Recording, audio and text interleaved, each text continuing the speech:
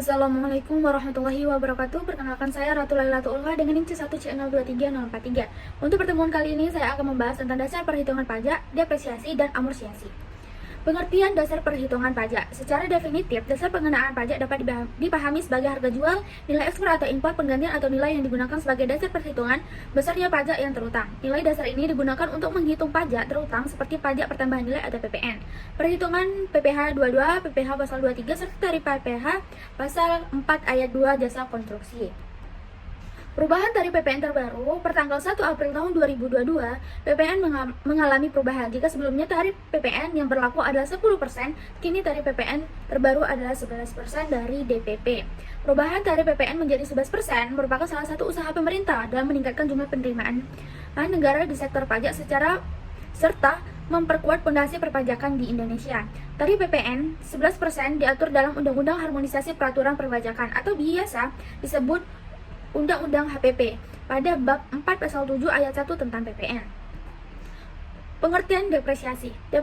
Depresiasi adalah pengurangan nilai suatu aset akibat usia atau durasi pemakaian.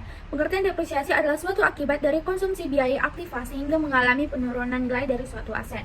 Depresiasi banyak digunakan dalam konteks akuntansi, salah satunya guna menghitung usia suatu aset. Semakin lama usia aset akan semakin intens penggunaannya. Normalnya, kualitas dan kuantitas kerja aset tersebut akan berkurang. Pengurangan fungsi inilah yang disebut sebagai biaya depresiasi. Faktor-faktor yang mempengaruhi depresiasi, yang pertama harga perolehan. Harga perolehan yaitu harga awal saat perusahaan membeli aset pertama kali. Yang kedua, nilai residu. Nilai residu ini yaitu nilai terakhir aset setelah tidak bisa didepresiasi lagi. Yang ketiga, estimasi masa manfaat adalah faktor pemengaruh biaya depresiasi berikutnya. Yang keempat, pola pemakaian. Pola pemakaian aset dalam jangka waktu tertentu sangat mempengaruhi pada depresiasi, khususnya usia aktiva. Manfaat perhitungan depresiasi. Yang pertama, mendata perolehan keuntungan. Biaya depresiasi adalah hal penting dalam mengkalkulasi laba perusahaan. Yang kedua, mengetahui harga awal aset. Manfaat utama perhitungan depresiasi adalah mengetahui harga awal aset. Yang ketiga, meminimalisasi kerugian. Pembelian aset dapat menjadi sumber kerugian perusahaan bila aset tersebut tidak mampu menghasilkan produktivitas.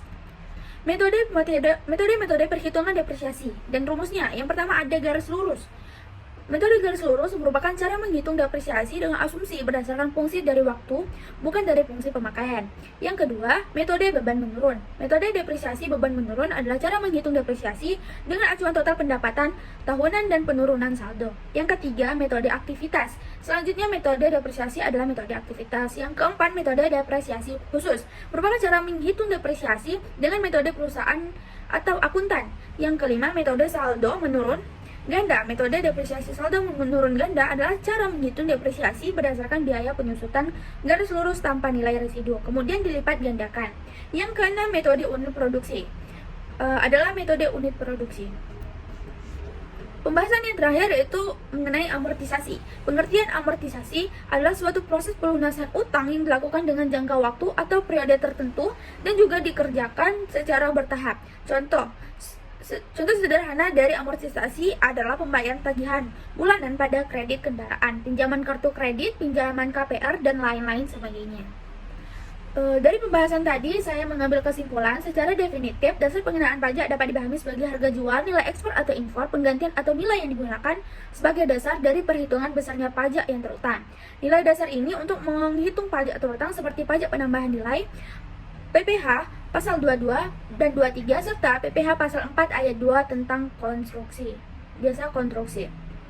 Depresiasi banyak digunakan dalam konteks akuntansi, salah satunya guna menghitung usia suatu aset. Semakin lama usia aset semakin instan penggunaannya.